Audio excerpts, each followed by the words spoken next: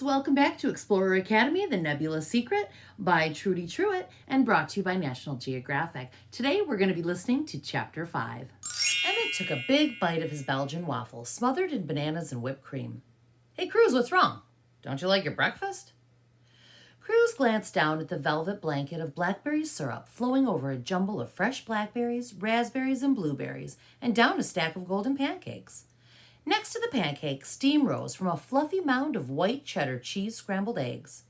2 pieces of lightly crisp bacon were tucked in neatly beside the eggs.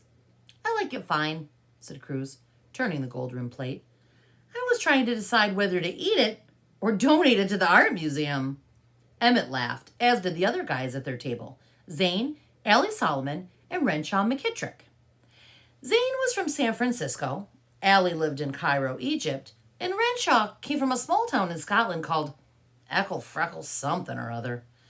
Renshaw and Zane roomed across the hall from Emmett and Cruz in the Victoria Falls room, while Allie was next door in Grand Canyon with Dugan Marsh, who was from Santa Fe, New Mexico.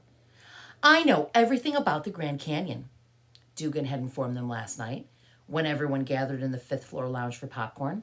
It's 277 miles long, up to 18 miles wide, and more than a mile deep. Cruz noticed that Dugan liked to sprout facts, figures, and other bits of trivia. Was he trying to impress or intimidate? Given what Cruz knew about him so far, probably a little bit of both. It hadn't taken Cruz long to settle into Everest with Emmett. Their corner room wasn't large, but it had everything they needed. A compact 3D printer, plenty of closet and drawer space, soft mattresses, pillows, and a private bathroom. The walls were painted in icy blue. On the longest wall hung a large, full-color picture of Mount Everest. Cruz started in for a closer look. Great photo. That's no photo, corrected Emmett. That's a real-time view of Mount Everest. The webcam is streaming live from one of the base camps.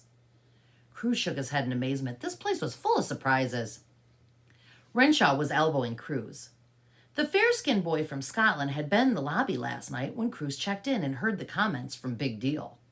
Crenshaw tipped his ash-blonde head toward Cruz's practically untouched breakfast.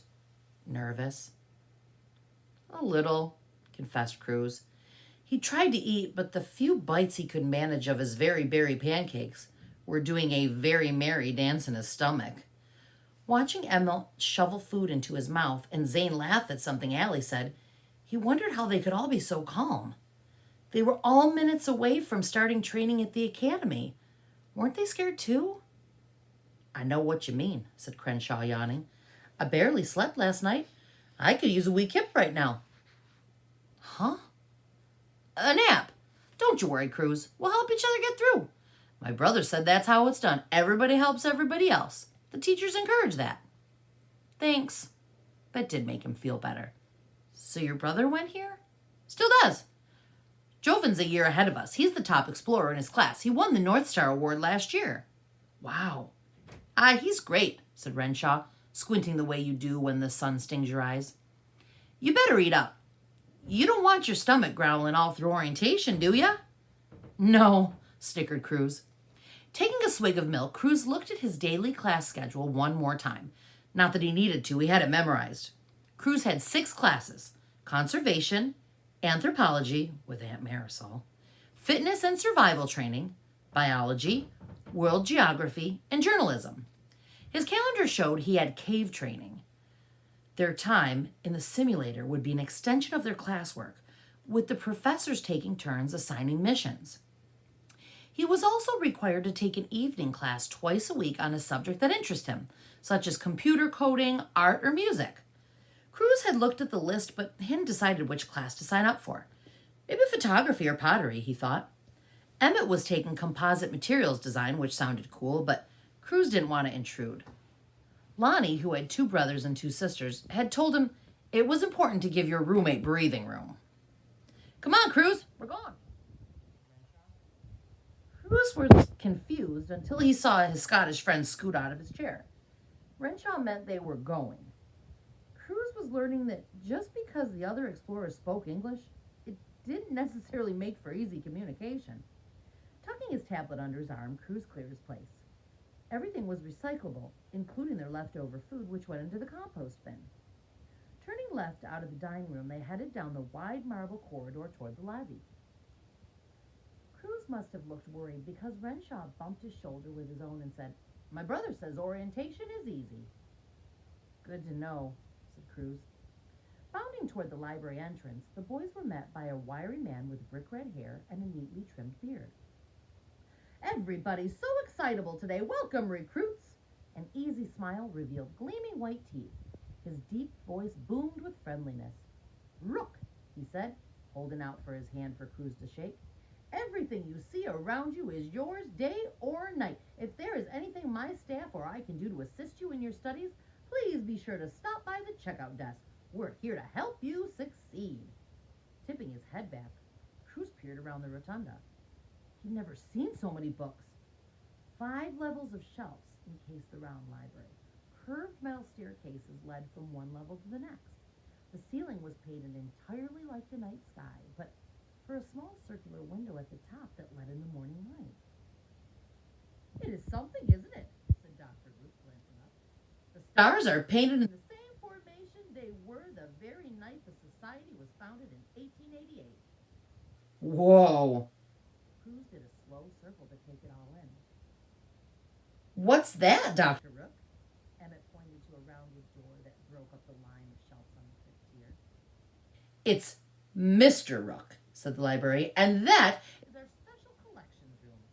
It's where we keep our rare and first edition books, one-of-a-kind photographs, antique documents, that sort of thing. Access is restricted, though. To get inside, you must be accompanied by myself or my assistant, Dr. Holland. I'm happy to take you anytime, but right now, you'd better get to orientation. To get to the classroom, head straight back through reference and world culture, then veer right at Nellie Bly." Mr. Rook moved past them to welcome more students. "Greetings, new recruits." Cruz looked at Emmett. "Who's Nellie Bly?" "An American explorer," answered a different voice. Cruz turned to find a grinning Sailor York over his shoulder. "Ever heard of Jules Verne novel Around the World?" she asked. "Of course." Sailor's lips turned up. "Nellie did it in 72 days. For real." Cruz was impressed. They made their way through the stacks, passing life-size bronze statues of groundbreaking explorers such as Galileo, Sir Francis Drake, and Lewis and Clark. They took a slight right at Nellie, as Mr. Rook had instructed. Near the natural science section, they saw the 6-foot crystal pyramid inscribed with the names of the North Star winners. Cruz wanted to stop and read the plaque at the base, but it was almost 7 o'clock. Inside the classroom, they found 24 chairs, one for each student, arranged in a semicircle of 2 rows. The front wall of the room was made up of 9 thin computer screens. The middle screen read, "Welcome to the Academy." Everybody found seats. Cruz took the second to last chair in the second row, between Sailor and Emmett. When the red numbers on the digital clock in the corner changed from 6:59 to 7, everyone got quiet. 5 minutes went by, then 10. Soon, a low murmur went through the room. "Did they forget we were here?" Zane wondered aloud what they were all thinking. "Maybe our teacher had car trouble," said Emmett. "Or is sick," offered Renshaw on the other side of Sailor. The knot in Cruz's stomach tightened. Something wasn't right. They were elite explorers, invited from the 4 corners of the globe to the most prestigious school in the world. The Academy wouldn't forget them, not on their first day, would they? At 16 minutes after 7, Dugan Marsh stood up from his seat in the middle of the first row. "I'm going to tell Mr. Rook." "Good idea," said a girl in front of Cruz with wavy shoulder-length hair the color of marshmallows. "Be right back," said Dugan, sprinting for the door. "Wait," called Cruz, a thought popping into his head. Dugan spun. Seeing Cruz, he scowled. "What? Gonna call your aunt for help?" Cruz felt his face catch fire. I mean, what if they want us to wait?" "For what?" snapped Dugan. Cruz didn't know for sure, but he felt they ought to take a minute to think things through. That's what he did with Aunt Marisol's coded puzzles. Sometimes something that made no sense at first could click into place after you considered it for a bit. It could be the opposite, said Zane. Maybe they want us to do something. You mean this is some kind of test? Asked Allie. Cruz nodded. That's what he was beginning to think it was. It is Explorer Academy, said Emmett. We should look around for clues, said Cruz. Maybe there's something here that'll tell us where our teacher is or what we're supposed to do next. That's the dumbest thing I've ever heard, said Dugan. You guys can do whatever you want, but I'm going to get the librarian. He stalked out of the room. For a few minutes, everyone stayed put. Finally, Cruz stood up. Well, it wouldn't hurt, he figured, to hunt for a clue or two. He turned his chair over, but he didn't find anything out of the ordinary. Emmett followed his lead, then Sailor. Soon the whole class was on their feet, flipping their chairs. From there, everyone fanned out and began scouring the room for hints. Cruz checked the back table and the window but still nothing. Turning from the window, he straightened. That's when he saw it. How could he have been so blind? Cruz snickered to himself. Something funny? It was the tall girl with the Arctic white hair. She was pretty and wore a long-sleeved tee, which made her pale skin look even paler. I was thinking, what if our clue has been right in front of us all along? Pastel blue eyes widened. Where? Cruz pointed to the wall of screens. Welcome to the Academy. As she read the words out loud, Cruz detected a slight Nordic accent. Yeah, so? Someone said it to me when I got here last night, he said. I was thinking, maybe she said it to everyone else too. Welcome to the Academy. Yeah, it's Taryn. I could be wrong. Hey, everybody, this guy figured it out, shouted the girl, grabbing Cruz by the hand. We've got to go to Taryn. Too late for second thoughts now. Jogging through the library, the girl turned to him. You're Cruz, aren't you? When he nodded, she smiled, a dimple appearing on each side of her mouth. My name is Brenda's Jotdaughter. I'm from Reykjavik. You? Hawaii? Talk about two different worlds. It's probably totally unoriginal to ask this, but do you surf? I love to. We run a surf stop on Kauai. Too weird. My parents own a surfing tour business. In Iceland? She crossed a blue eye in. Yeah, I know. Isn't the water in the North Atlantic kind of cold? Not as cold as everyone always thinks. Right now, water temps are about the same as in Scotland. It's the best time of the year to surf. Surfing in Iceland sounded fun. Cold, but fun. As the class scurried down the wide marble corridor, Cruz hoped his hunch about the clue was correct. If he was off base, he'd have some pretty mad classmates on his hands, including Dugan. He glanced behind him. Maybe he should let somebody else take over? Marching toward the lobby with Emmett on one side and Brindis on the other. There was no way Cruz could pull up and let everyone slip past. With the momentum of the eager crowd pushing him forward, he was stuck in the lead, right or wrong. Crossing his fingers, Cruz hoped for right. At the sight of the group of new students lining up at her front desk, Taryn clicked her tongue. Finally, 37 minutes. Not the best time, explorers. 23 heads dropped. Not the worst either, she added. Ready for your next clue? 23 heads popped back up. It was all Cruz could do to keep from letting out a cheer. He was right. Listen carefully, said Taryn. I will say it only once. Hubbard, who had been napping in a round red and gray plaid bed at the corner of the desk, cocked an ear. Flipping over the cover on his tablet, Cruz tapped the button to start recording. Emmett gave an approving nod. Taryn cleared her throat. Come visit me in Mexico where giant crystals grace. Trek to frigid Iceland where I roam from place to place. Look for me in France where old art is on display. Seek me in New Zealand, let the insects light your way. Cruz stood dumbfounded. This puzzle wasn't going to be easy. Hey, cried some of the kids when Taryn turned away. We didn't catch all that. Can you repeat it? Sorry, can't. Good luck.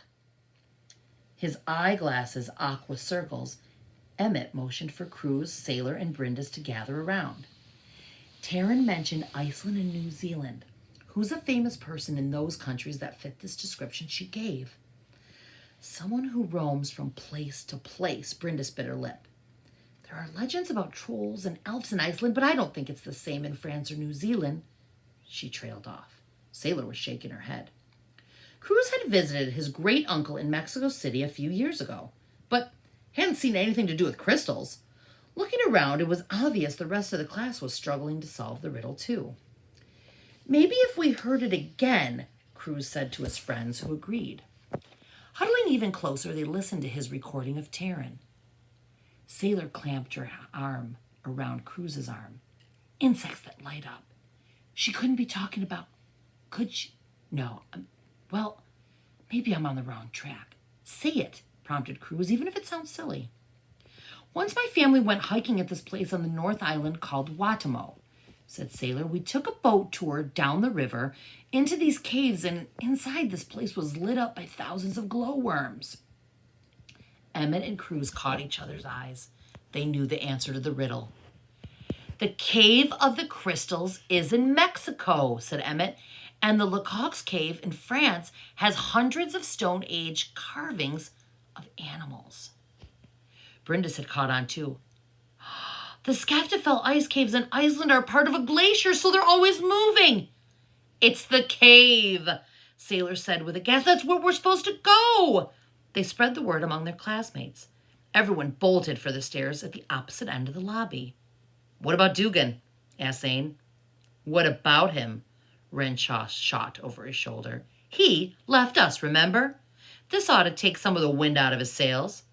Maybe, thought Cruz, but it didn't feel right to leave Dugan behind. Besides, hadn't Renshaw been the one to tell him that everyone here helped everyone else? Cruz pulled up. You guys, go on ahead. Dugan probably went back to the library classroom. I'll go get him. We'll catch up. Emmett shook his head. Cruz, if you're late, we won't be. I'll only be a few minutes behind you.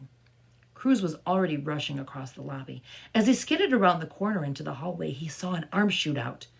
Fingers locked onto the front of his shirt. It spun him around so fast he nearly went airborne. Cruz's spine hit cold stone. He heard the air whoosh from his lungs. You should slow down, said a scratchy male voice. Somebody could get hurt.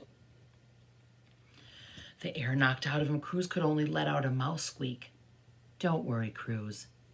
I'm not going to hurt you. I'm trying to warn you. A million questions bombarded his brain. Who is this guy? How did he know him? Warn him about what? The man relaxed his grip. Cruz saw that his wrist was blotchy and red, and the skin resembled a wrinkled sheet. Glancing up into the shadows, Cruz saw more dark, red, wrinkly scars on the man's neck. You need to leave the academy, hissed the man. Leave? Cruz croaked. I just got here. I'm one of the new explorers. Yes, I know. I'm sorry about that, but it can't be helped. You can't stay. It's only a matter of time before they get to you. The image of the scuba diver flashing in his brain, Cruz shivered. Do yourself a favor and get on the next flight back to Hawaii, said the man. Don't make the same mistake your mother did. My mother? How do you know my mother? We used to work together. Petra would be alive today if she listened to me. I'll tell you what I told her. You cannot win. They're too powerful. Who? Nebula, he snapped. Don't you see? No, of course you don't. Nebula can't take the risk. They heard footsteps. Cruz, listen to me. They killed your mother. They will not hesitate to kill you too.